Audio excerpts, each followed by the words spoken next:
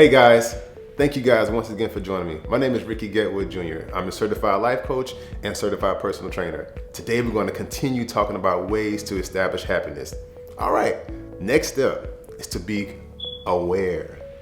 Be aware of yourself. Be aware of your surroundings. You ever notice how sometimes you can walk in a room and you have one destination and one goal is to sit in one particular chair? All right, let's just say you're going to church, all right, and you know I sit on the second row every single time. You walk in church and your eyes are only set to that second row. You're not even paying attention to the people that's around you.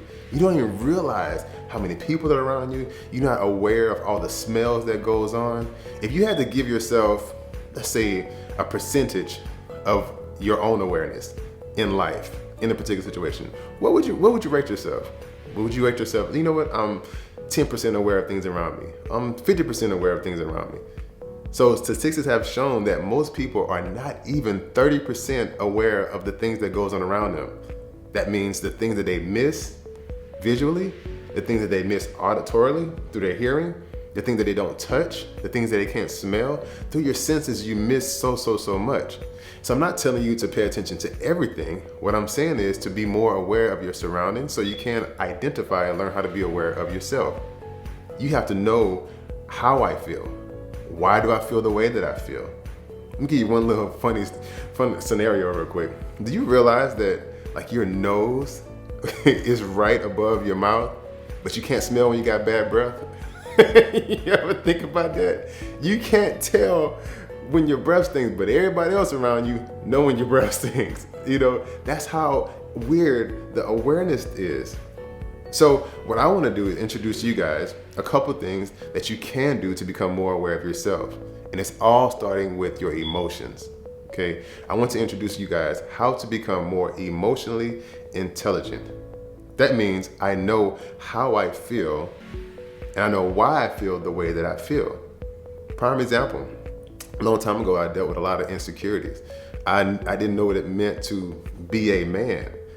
And I had to research in my history and my thought process and my emotions. And, you know, I had lots of bad relationships because I never identified with what a man really was. So becoming emotionally intelligent means I need to find out where to start from. And I was blaming everybody, you know, I blamed my dad, I blamed people, I blamed things, only to realize is that the emotional disconnection started when I did not accept the fact that my dad wasn't around.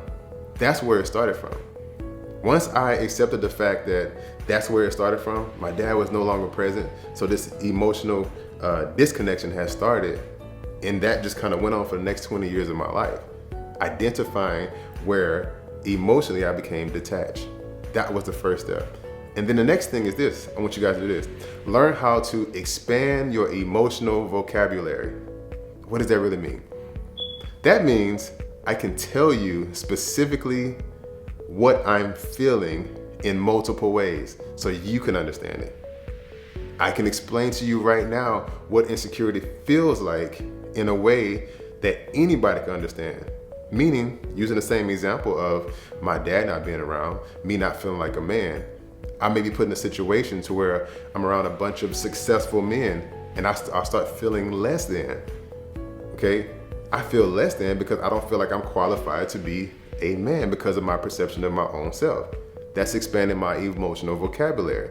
So now I'm more aware of my emotions and now I know how to slowly but surely start working on it. Take the time to be aware of your emotions so you can explain it to yourself, explain it to somebody else, and when you need help, the therapy is going to make so much more sense. Take the time, my friends. My friends, once again, take the moment to reprogram your happiness so you can create the life you want.